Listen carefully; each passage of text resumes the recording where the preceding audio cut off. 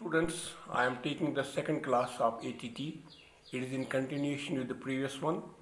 And as you know, you have to have a different aspects of going through these classes.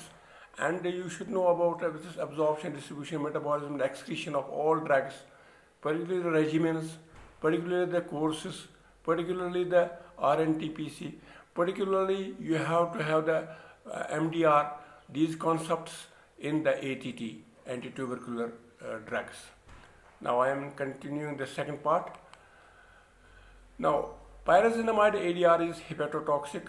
It is dose related, arthalgia, hyperuricemia, flushing, rashes, fever, and anemia. Loss of diabetic control. Its dose is 20 to 30 milligram per kg daily, 1500 milligram if the person is above 50 kilogram. Now, ethambutol. It is tuberculostatic, means it is a, I would say, it is not, it is not sedal, it is static. Clinically active as streptomycin. Fast multiplying bacteria are more sensitive, also act against atypical mycobacteria. If added in triple regimen, means RHZ, I have already told you, rifampicin, hydrazide, and I will say this Z also is, I will say these abbreviations are you know already. It is found to hasten the rate of sputum conversion and it prevents development of the resistance. So that's why it is a triple therapy. Pyrazinamide, you know? Then we have antituberculin mechanism of action not well understood, found to decrease the arabinosyl transferase third involved in arabinogalactone synthesis and also interferes with the mycolic acid incorporation in mycobacterial cell wall. This is encoded by MAB genes. These genes you have to remember. And this is it decreases the arabinosyl transferase third. Resistance develops slowly. There is no cross resistance.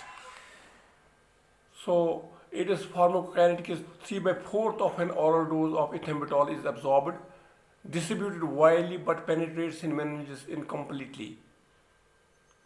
It is half metabolized, excreted in urine. Caution is required in patients of renal disease. Patients' acceptability is good and side effects are low. ADR, loss of visual acuity, color vision due to optic neuritis. Most important dose and duration dependent this toxicity. So this toxicity we have to have the, I would say, ophthalmological checkup is very important. Particularly children cannot report this complaint easily, therefore not given below 6 years of age. This is very much important, I would say, you have to take the care of. Early recognition, reversible. Others, nausea, rash and fever or other ADRs. Neurological changes also occur. Hyperuricemia is due to interference with the urate excretion. Dose is 15 to 20 milligram per kg and above 50 kg we have to give the 1000 milligrams. Streptomycin S. It was first clinically useful antibiotic drug. It is protein synthesis inhibitor by combining with 30S that I have already shown in the diagram. It is tuberculosedal. It is bactericidal rather. Tuberosity means tuberculosedal, but less effective than INH and rifampicin. Acts on extracellular bacilli only, poor penetration in the cells. It does not penetrate in the cells. It penetrates tubercular cavities but does not cross blood-brain barrier. Resistance when used alone, in average population 1 in 10 to the power 8 bacilli are resistant to streptomycin. They multiply and cause relapse, therefore stop it at the earliest. Atypical mycobacteria are ineffective. Popularity decreases due to need of intramuscular injection. So it is a very tricky technique and lower margin of safety because of the autotoxicity and nephrotoxicity. That you have already ammonium acids are autotoxic and nephrotoxic. Dose is 15 milligram per kg and the range is 12 to 18 milligram per kg. Above 50 years of age, we have to give 1000 milligram. Thiostazone, first anti-tubercular drug tested but weak, discarded due to the hepatotoxicity. In India, revived in 1960 for oral use along with INH as a substitute to PAS, para-aminosalicylic acid. It is tuberculostatic, does not add to the therapeutic effect of H, S, R and E. ADRs. Hepatotoxic, exfoliative dermatitis, Stevens-Johnson syndrome, that we call it the SJS, can cause bone marrow depression. Others we have nausea, anorexia, abdominal discomfort. Loose motion, mild anemia, pruritus. Dose is 150 milligram OD and the range is 2 to 5 milligram per kg, used in combined tablet with INH. The basis for multiple drug therapy is it prevents emergence of the resistance, number one. And also the basis of multiple therapies that it is given in the diagram. INH, rifampicin, streptomycin, rapid growers, and speed of the bacteria growth is from low to high, And in the dormant phase, no drug is effective. In the slower growers, we have INH, rifampicin, ethambutol, pyrazinamide. And in rapid growers, we have INH, rifampicin, streptomycin. So in the dormant state, we don't have any drug.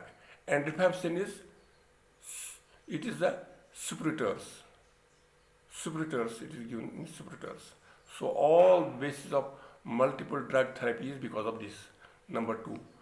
And also anti-tubercular attack against all subpopulations of bacilli. So that's why we have this. And this is the mechanism of action of all drugs. Drug unable to penetrate, it is here. It does not penetrate into the cell, into the bacteria. And here low pH renders drug inactive. Streptomycin is that. It is also one of the causes that there is a drug resistance. And there is a drug exported from cell before it reaches its target, streptomycin, isoniazid, ethambutol. This is the mechanism behind the resistance. And also here we have mutation in DNA repair genes leads to multiple drug resistance because it has to reach the DNA.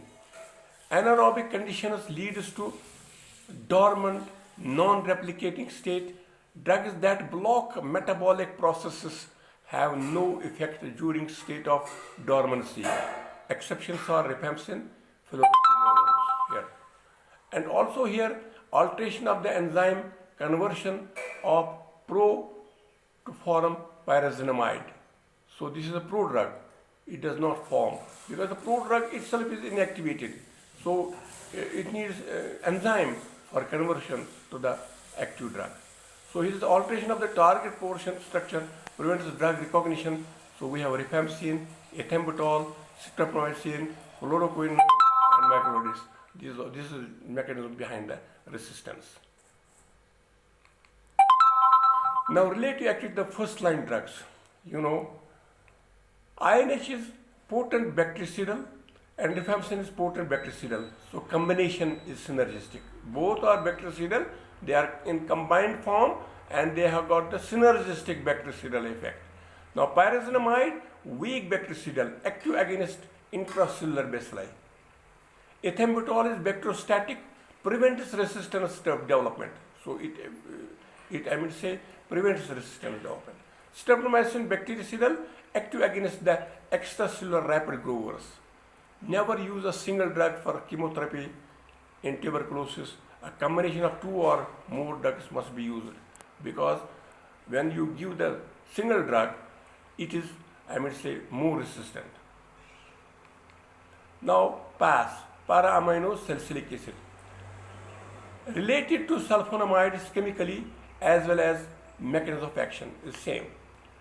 It is tuberculostatic. It is bacteriostatic, not added to therapeutic value, only delays resistance. Interferes with absorption of the rifampicin. Side effects is acceptability is poor due to frequent anorexia, nausea, and epigastric pain. Other use we have in the goiter, liver dysfunction, and blood dyscrasis. Dose is 10 to 12 grams, or we have 200 milligram per kg per day. Rarely used now. Now we have ethanamide. Tuberculostatic it is, having moderate efficacy, acts both on extra as well as intracellular bacteria. Mycobacterial Etha-A and NADPH specific FAD containing monooxygenase converts ethanamide to sulfoxide. It decreases mycobacterial growth by decreasing the activity of the INHA gene product. The enoyl acyl reductase of fatty acid synthase second, the same enzyme which is decreased by NH. So this is the mechanism of action. Resistance develops rapidly and some cross resistance to TZN. Absorbed orally, distributed all over including CSF, cerebrospinal fluid. So its side effects we have anorexia, nausea and vomiting, rashes, hepatitis, peripheral optic neuritis. Dose is 1 gram per day, but more than 0.5 grams not tolerated.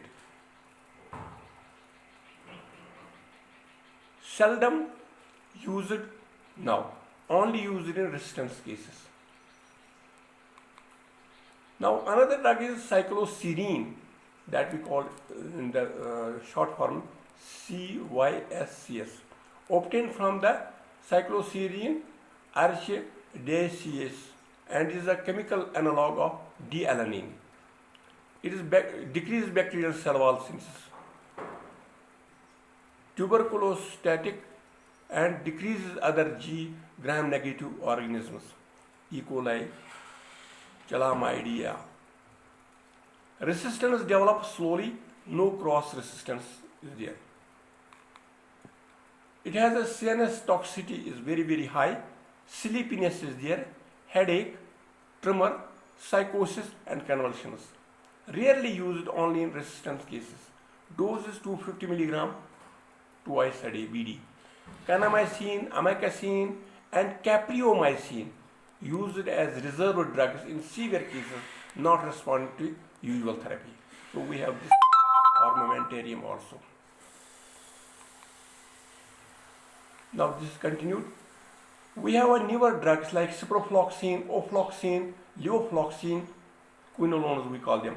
They are all used in tuberculosis and also they have in MAC. Clarithromycin, azithromycin used in MAC. Rifabutin is also in MAC and less in tubercular.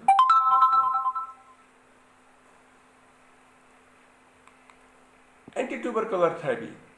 Treatment of tuberculosis, remarkable change. Conventional is 1 to 1.5 years treatment. Is replaced by more effective and less toxic 6 months and 8 months therapy. Number 1, rapidly growing with higher bacillary load, that is wall of the cavity region, highly susceptible to INH and lesser extent to RES.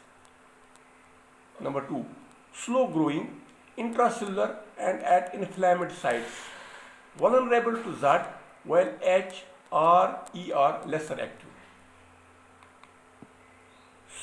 Suppurators in gaseous material where oxygen tension is less. They are hidden. The bacilli grow intermittently. R is most active in this subpopulation where there is a, I would say, less oxygen tension. Dormant bacilli remain totally inactive for prolonged periods. No ATT is effective. Now the goal is killing of dividing bacilli drugs with bactericidal activity rapidly reduce the bacterial load in the patient and achieve quick sputum clearance. Patient becomes non-contagious to the community. Transmission is interrupted. Number 2, killing of persistent bacilli for effective cure and prevention of the relapse. Prevent emergence of the resistance. Drug combinations are selected to maximize the above action together with consideration of cost and convenience. H and R, hydroxide and rifampicin, are most efficacious drugs. Their combination is synergistic. Duration of therapy shortens from 12 to 9 months. Addition of Z for initial 2 months further reduces duration of treatment to 6 months. Now DOTS. Directly observed treatment. DOT is called as directly observed treatment short course was recommended by the WHO in 1995. Short course chemotherapy regimen is of 6 to 9 months treatment. In 1997, WHO framed clear-cut guidelines for a different category of tuberculosis treatment. All regimens have initial intensive phase 2 to 3 months to rapidly kill the TB bacilli and bring sputum conversion and afford symptomatic relief, followed by continuation phase last 4 to 6 months for elementary remaining bacilli. Categories. Category 1, new untreated smear positive pulmonary tuberculosis, new smear negative pulmonary tuberculosis with extensive parenchymal involvement. New case of the severe forms of the extrapulmonary TB, that is meningitis, miliary TB, pericarditis, bilateral or extensive pulmonary effusion, intestinal or genitourinary TB. Revised National Tuberculosis Control, program of India in 1997 DOTS follow thrice weekly regimen to decrease cost and is more practical. Now we have 2 months HRZEs, these 4 drugs, initial phase daily. Then we have 4 months HR and 6 months HE, continuation phase daily, total duration 6 to 8 months. Now then we have a RNTCP. I will give a video for this RNTCP. It is 2 months H, 3 months R, 3 months Z, 3 months E, and 3 plus 4 months H, 3 R, 3. Total duration is 6 months. Now antitubercular therapy, category 2nd. Smear positive failure, relapse and interrupted tuberculosis cases. Interrupted treatment cases. Relapse cured tuberculosis patient again becomes sputum positive. Treatment after interruption. Interruption treatment for 2 months. Return to sputum positive cases. So this is the category 2nd. WHO initial phase daily 2 HRZES plus 1 HRZE. Continuation phase is 5 HRE. Total we have 8 months. 2 months that regime, 1 month that regime, and 5 months continuation phase. Total is 8 months. RNTCP's initial phase 2 months H, 3 months R, 3 months Z, 3 months E, and 3 months S, and 3 plus 1 month H, 3 R, 3 Z, 3 E, and 3. This is the continuation phase. 5H, 3R, 3E, 3. Total is 8 months. Category third, new cases of the severe negative pulmonary tuberculosis with limited parenchymal involvement or severe form of extra pulmonary tuberculosis. That is lymph node TB, unilateral pleural effusion, bone excluding spine, peripheral joint and skin TB. Now anti-tubercular WHO. Initial phase we have 2HRZ daily. Continuation phase we have 4HR plus 6HE daily. Total duration is 6 to 8 months. RNTPC is initial phase 2H, 3R, 3Z, 3 daily. Continuation phase is 4H, 3R, 3 daily. Total duration is 6 months. Now this is the category-wise treatment WHO 1997 and RNTPC 1997. So this is what is here. It is the, I mean to say, HR, ZE and S, 2H, 3R, 3Z, 3E3. This is 4 months, this is 4 months, then total is, I mean to say, 6 months. It is, or this is OR here, and there is 6 to 8 total duration. Same is the case here, it is 8 to 8 months, and here also 6 to 8 months. So this is the category-wise treatment. Now also this is the dose of the first-line drugs for tuberculosis on the basis of daily dose and as per RNTPC thrice and per week regime. So we have isoniazid, we have rifampicin, pyrazinamide, and then we have ethambutol, then streptomycin. This will be taken care by another, video lecture. Now DOTS plus refers to DOTS program, which includes component for multiple drug resistance tuberculosis. It is diagnosis, management and treatment. It began in 2000 by WHO and implemented in India in 2020, and thus category wise is created. Category 4. It is the chronic case who have remained or become smear positive after completing fully supervised treatment, close contact of most likely MDR cases. MDR TB resistant to both H and R and many other anti-TB drugs, particularly 2 drugs. This is INH and rifampicin. So tuberculosis treatment difficult because one or more second-line drugs are to be given for 12 to 24 months, and they are less efficacious, less convenient, and more toxic and expensive. Chronic presence of the association of the AIDS, diabetes, leukemia, silicosis. These are the conditions where it is very difficult to treat. AIDS patients, diabetes patients, leukemia, and silicosis. If sensitivity of drug is known, then resistant drugs are excluded. For H resistance, RZE we give for 12 months. For HR resistance, ZE plus S, kanamycin, capreomycin, ciprofloxacin or ofloxacin and ethanamide would be used. Extremely drug resistant, that called the XDR TB.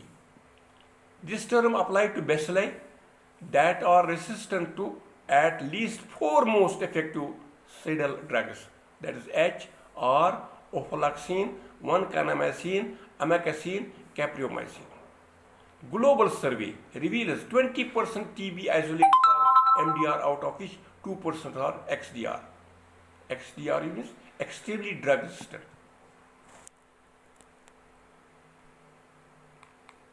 So this is the dose of drugs used in RNTPC 2010 category 4 regimes. So pyridoxine is very much important here. It is supplemented in all the cases. Daily dose is 50 mg for weight and less than 25 mg 100 milligram for weight more than 25 milligram. So this is the regime of kanamycin, ofloxacin, levofloxacin, or ethanamide, cycloserine, pyrazinamide, ethambutol, pass. And this is the dosage as per the kilogram.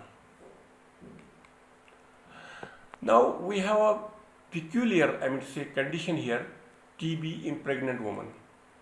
WHO has given the safe drugs HRZ. Recommended is 2 months HRZ and plus 6 months HR regime for 8 months. So we have total. E can be added late and S is contraindicated. You have to see what are the guidelines. This is anti-tubercular drug for the tuberculosis, for the TB in pregnant women. In India, Z is avoided. So we have 2 HRE plus 7 HR, total is 9 months regime. Now breastfeeding. Breastfeeding mother, all ATT drugs are compatible. Baby should be watched.